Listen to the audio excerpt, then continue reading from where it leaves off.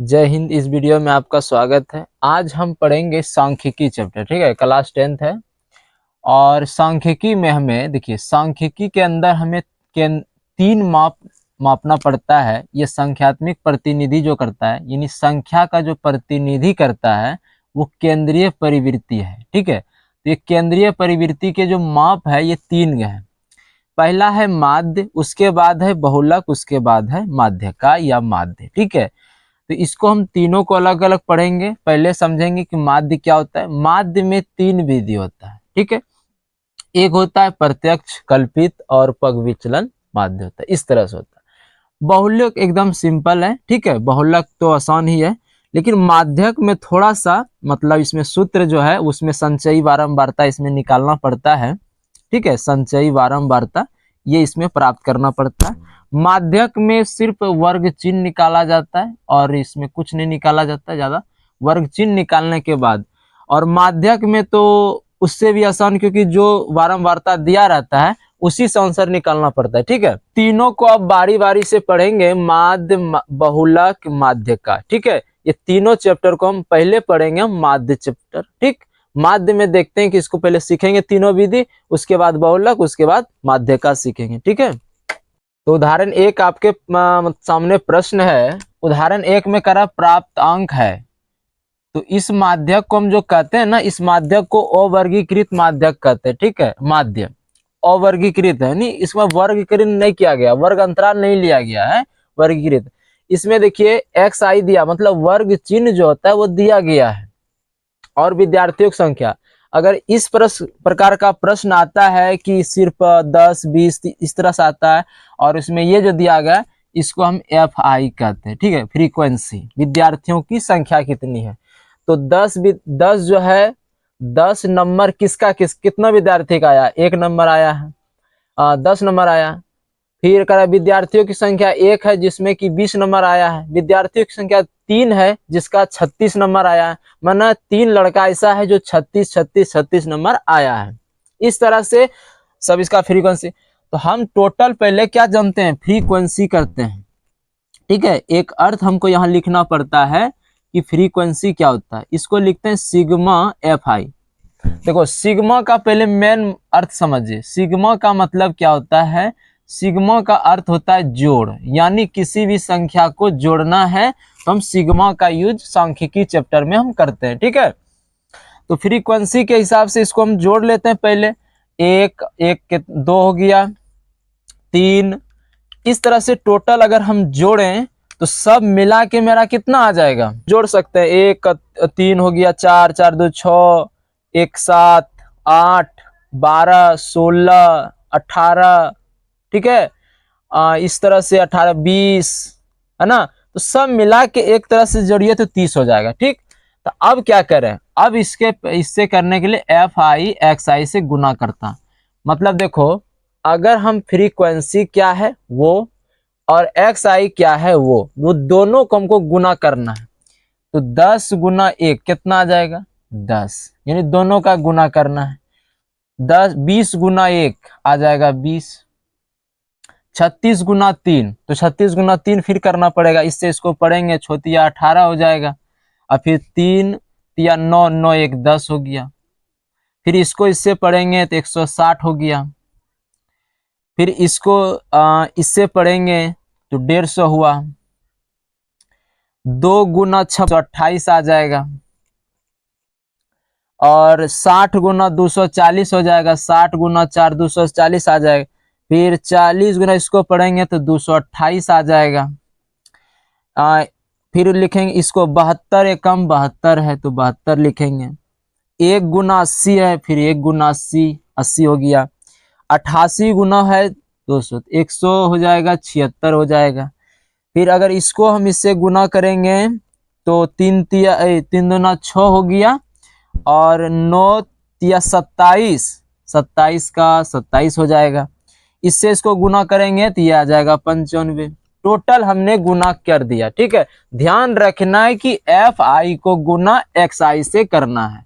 इस तरह से इसको गुना कर लेंगे, और फिर इसी फ्रीक्वेंसी मतलब जितना है ये दोनों प्राप्त आया है सबको जोड़ देंगे, जितना है इस सब को जोड़ देंगे।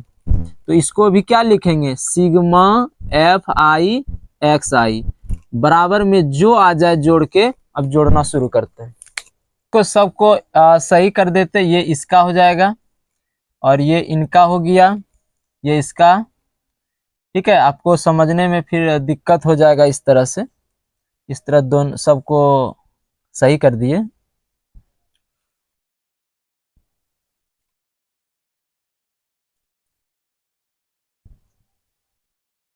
ठीक है, अब ये मतलब आपको पूरा समझ में आ रहा है कि कौन किसका है। ठीक, तो इसको पूरा अगर हम जोड़ते हैं तो 1769 आता है, 79 आता है। तो ये जो योग आया 1779। ठीक है, इसका हम माध्य कैसे निकालेंगे, तो माध्य बराबर सूत्र लिखेंगे, माध्य बराबर सिग्मा एफ आई और एक्स आई को भाग देंगे सिग्मा एफ आई से।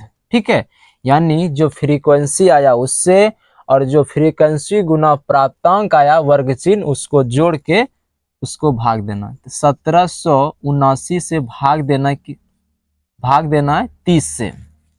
अगर हम इसको भाग लगाएं, भाग लगा के इस जगह चेक करते हैं 17, ठीक है, 30 से अगर इसको भाग लगाया जाए, कट गया, यानी 59.3 आंसर आया। ठीक है,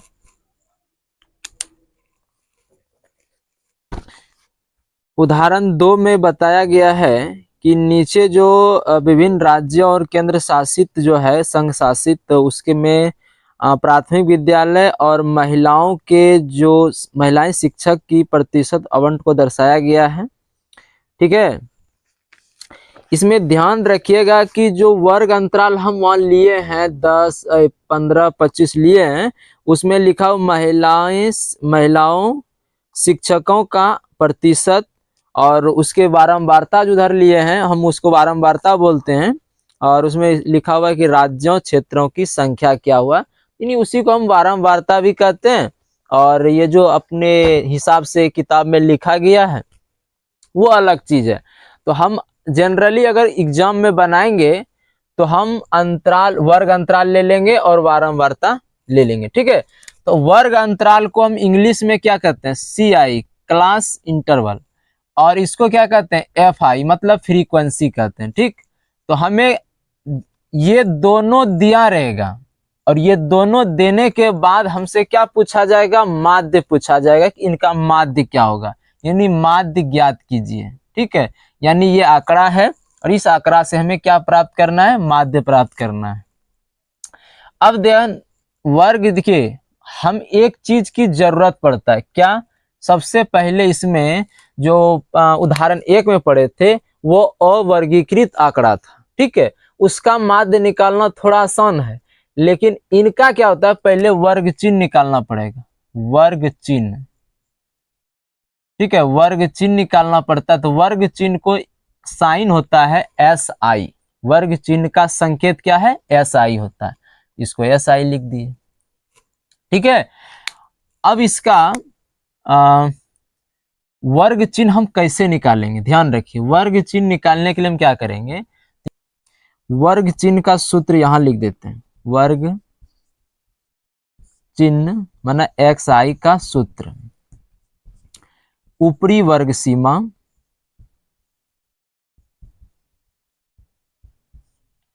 उसके बाद निम्न वर्ग सीमा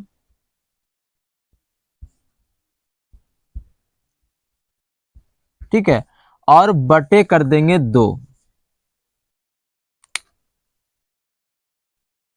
ऐसे ही, तो चिन्ह में समझ गए कि वर्ग, ऊपरी वर्ग सीमा और जोड़ देना है निम्न वर्ग सीमा। देखो हम इसको ऊपरी को ऐसे भी कह सकते हैं H, वर्ग चिन्ह को अगर इंग्लिश में लिखें तो SI, इसको वर्ग सीमा अगर बोलें तो इसको लिख सकते हैं, हाइट बहुत बड़ा है, ऐसे इसको लिख सकते हैं H, और इसको कहते हैं लोएस्ट L, और इसको कहते हैं 2, ये भी सूत्र हो सकता है।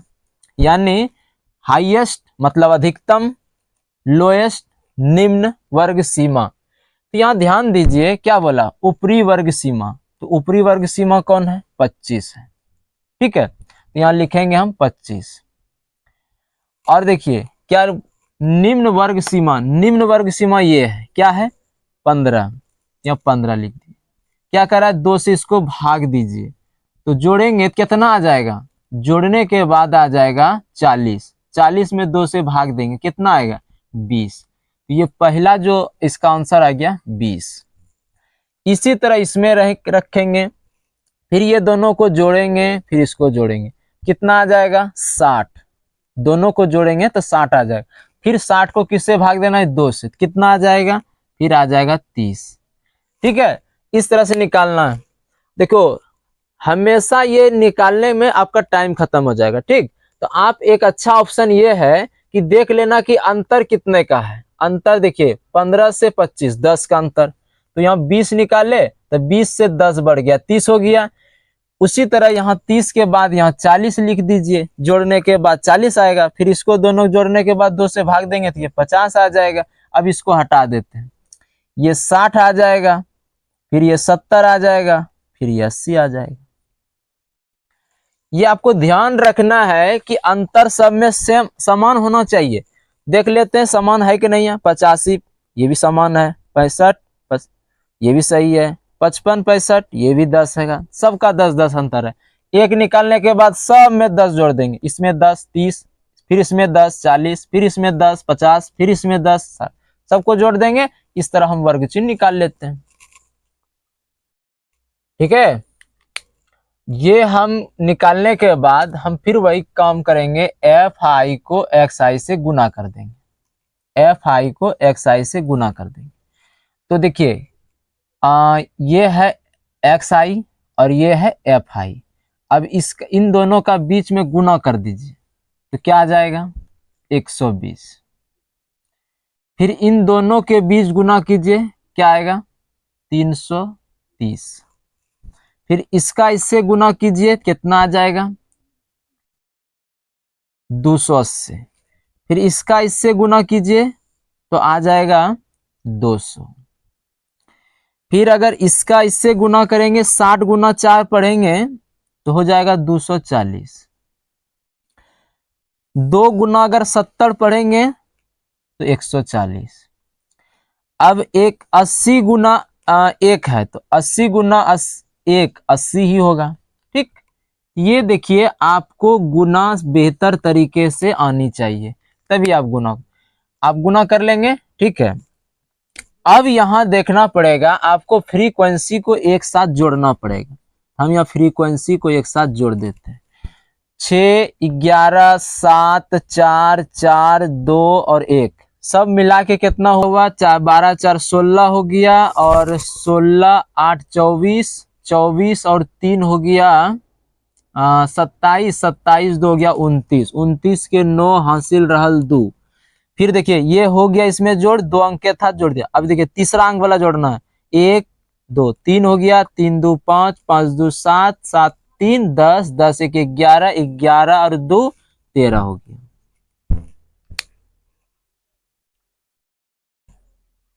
प्राप्त हो गया, यही दोनों मान चाहिए। तो अतः यहां निकालते हैं, अतः माध्य बराबर सूत्र हो गया सिग्मा एफ आई एक्स आई बटे में सिग्मा एफ आई। ठीक है, यहाँ लिखते हैं 1390 बटे में 35।